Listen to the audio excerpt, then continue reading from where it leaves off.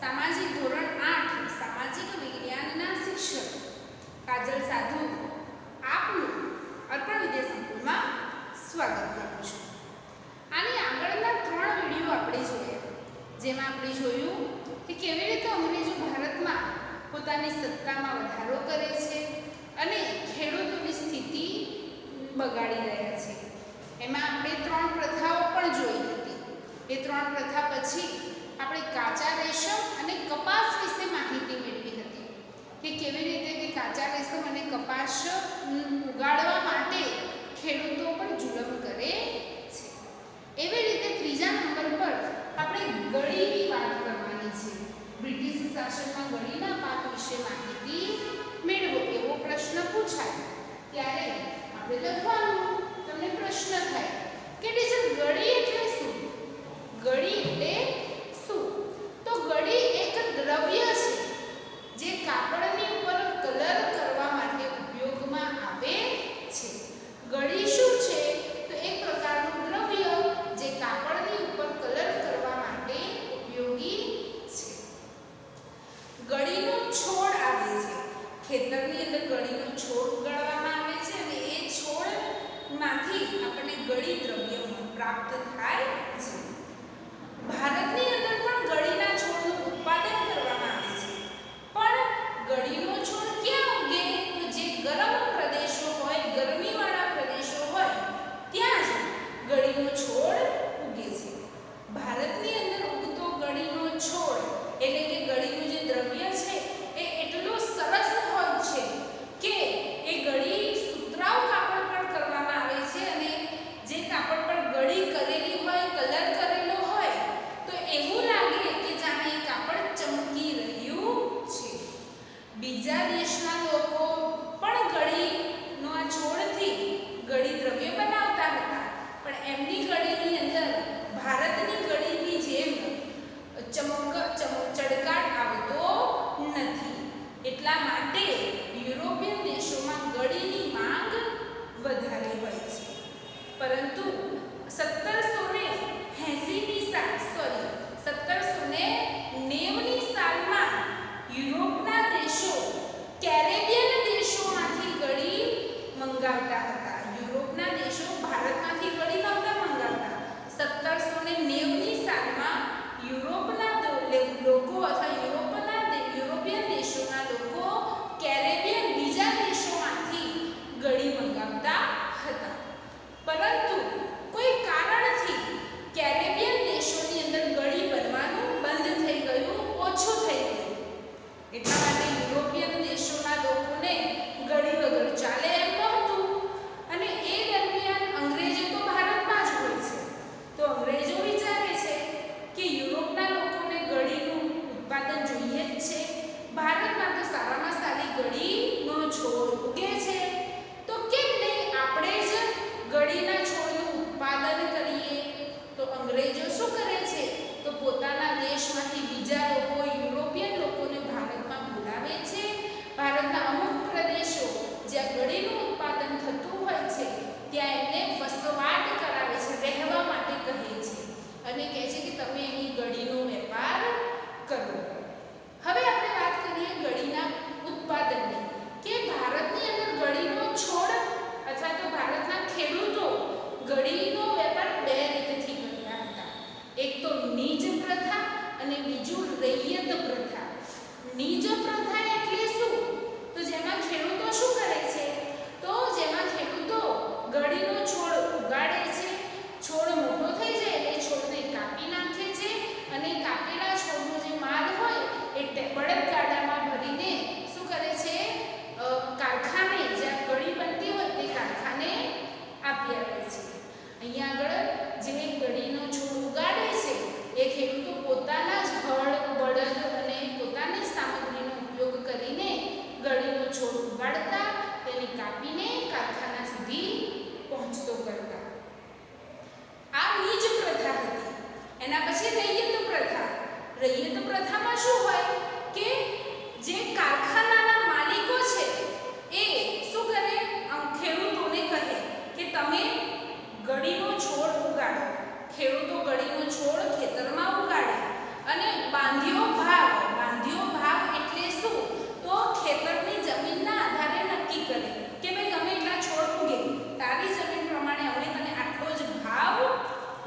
બાંધ્યા ભાવે ગળીનો છોડ ઉગાડે અને એને કાપે નહીં, પણ કાપ્યા પહેલા જ, કારખાને પહોંચ્યા પહેલા જ બાંધ્યા ભાવે વહીવટ થઈ જતો, ભાવ નક્કી થઈ જતા.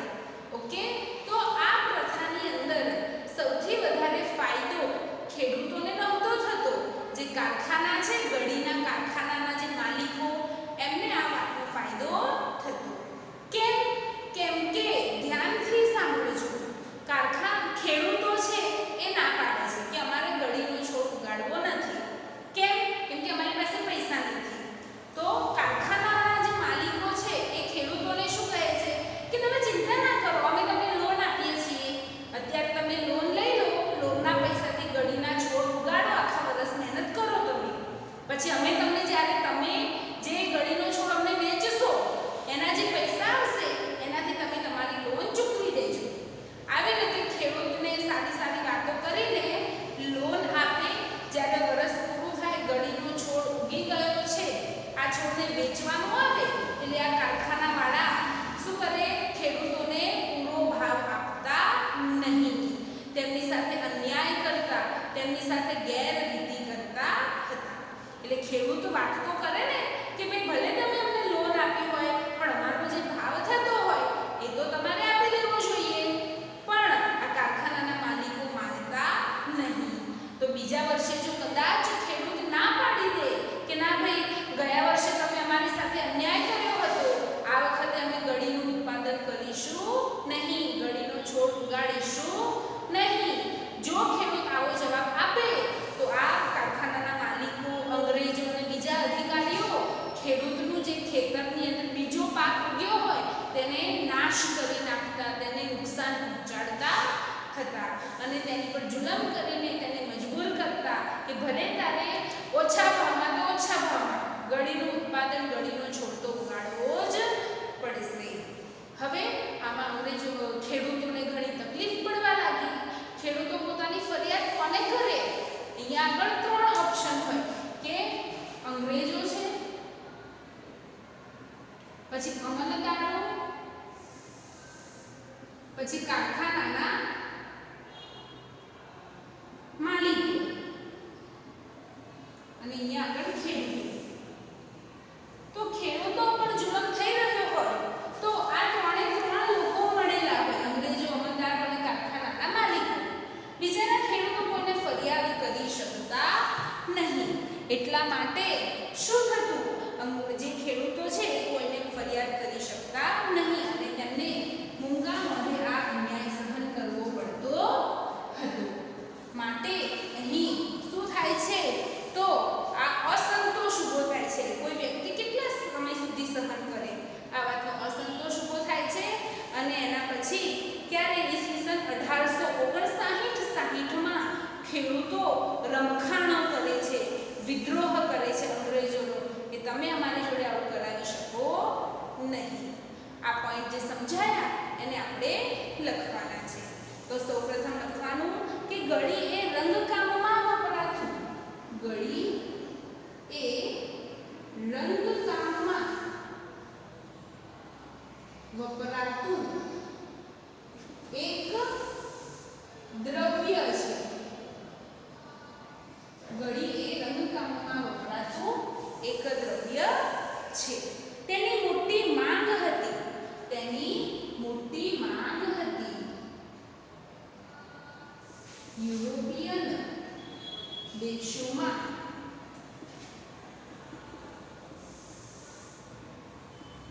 તેની મોટી માંગ હતી. કાપડ ઉદ્યોગ અથવા તો કાપડ ભારતની અંદર જે ગળીનું ઉત્પાદન થતું હતું, ભારતની અંદર જે ગળીનું ઉત્પાદન થતું હતું તેની ચમક, તેનો રંગ કાપડની ઉપર ઉપસતો હતો. લખવાનું ભારતમાં બનેલી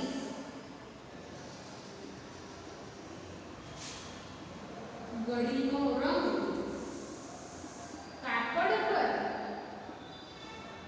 ચમકીને અથવા તો ચમકતો અને ઉપસતો હતો, ઉપસીને દેખાતો હતો.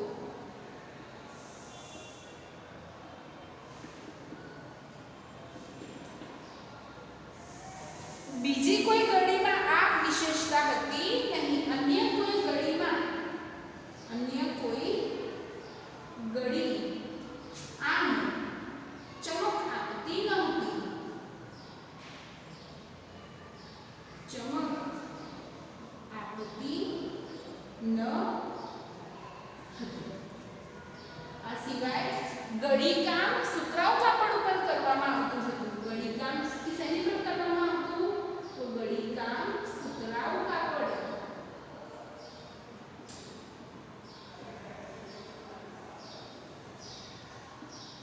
કરવામાં આવતું હતું.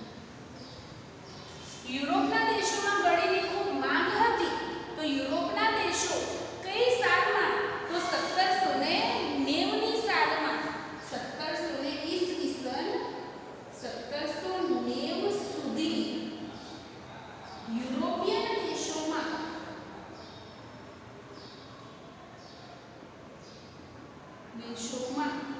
ઘડી ક્યાંથી આવતી હતી? તો યુરોપિયન દેશોમાં ઘડી કેરેબિયન દેશોમાંથી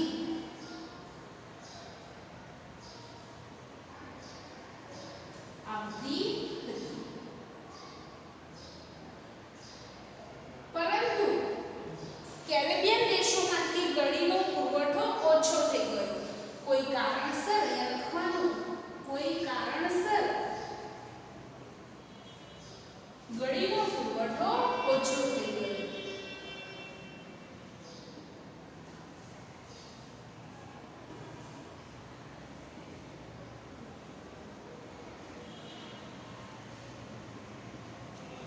માટે અંગ્રેજો શું કરે છે? તો પોતાની સત્તા મેળવેલા પ્રદેશોમાં બીજા યુરોપિયન લોકોને બોલાવે છે. પોતાની સત્તા મેળવેલા પ્રદેશોમાં બીજા યુરોપિયનોને વસાવે છે. બીજા યુરોપિયનોને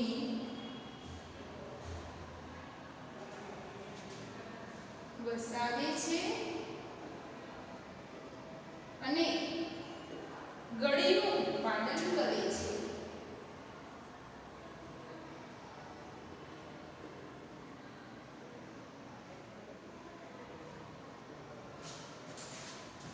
અહીંયા આગળ વિદ્યાર્થી મિત્રો તમારે લખવાનું છે કે આગળ શું થાય છે? તો ભારતમાં ખેડૂતો બે પદ્ધતિથી શું કરતા હતા? ઘડીનું ઉત્પાદન કરતા હતા. ભારતમાં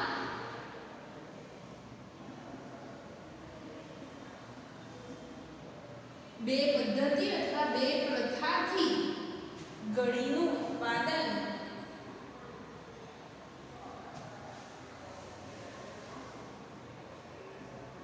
કરતા હતા. એક નીજ પ્રથા અને બીજું રૈયત પ્રથા. હવે આપણે નીજ પ્રથા સમજાવવાની. નીજ પ્રથા એટલે શું? નીજ પ્રથા એટલે શું? તો લખવાનું કે આ પ્રથામાં ખેડૂતો પોતાના હળ અને બળદનો ઉપયોગ કરી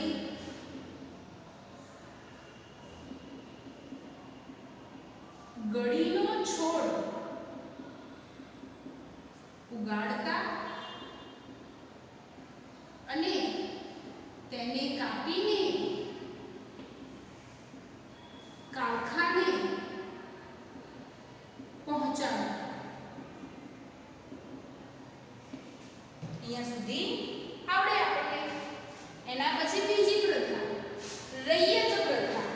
રૈયત પ્રથામાં શું હોય? તો ખેડૂતો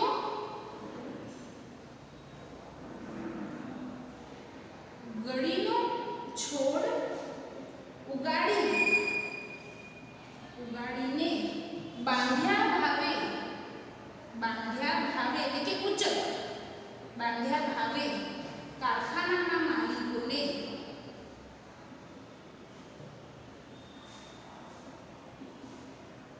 વેચી દેતા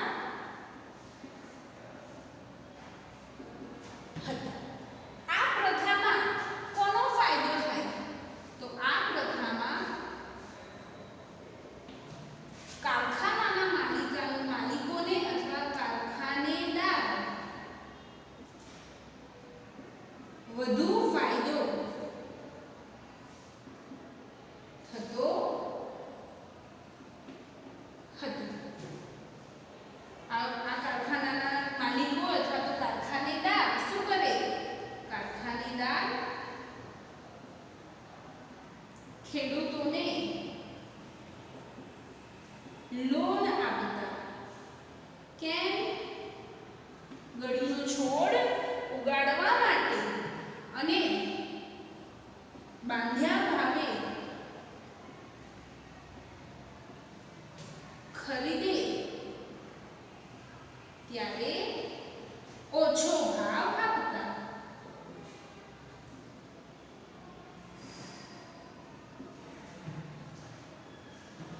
જો કોઈ ખેડૂત છોડ ઉગાડવાની ના પાડે, જો કોઈ ખેડૂત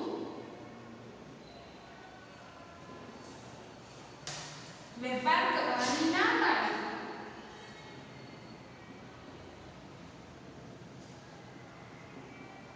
પાડે, તો તેનો પાક નાશ કરી દેવામાં આવતો.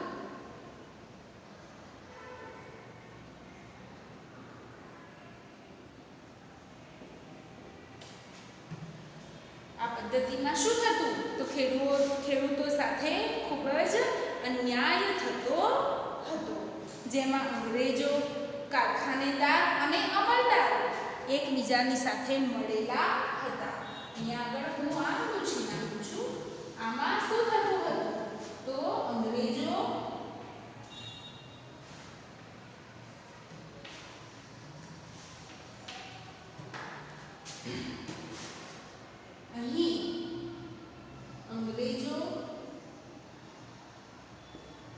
કારખાનેદાર અને અમલદારો એકબીજા સાથે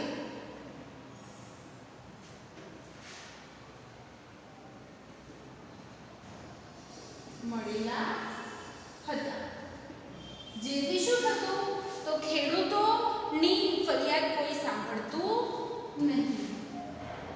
જેથી ખેડૂતોની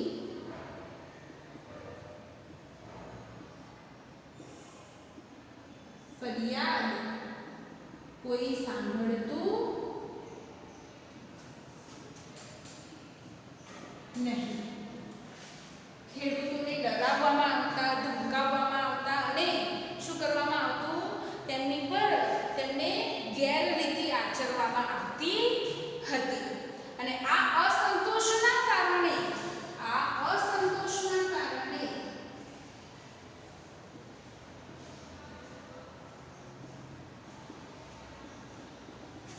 ઈસવીસન 1859 માં ગળીના રમખાણો થયા.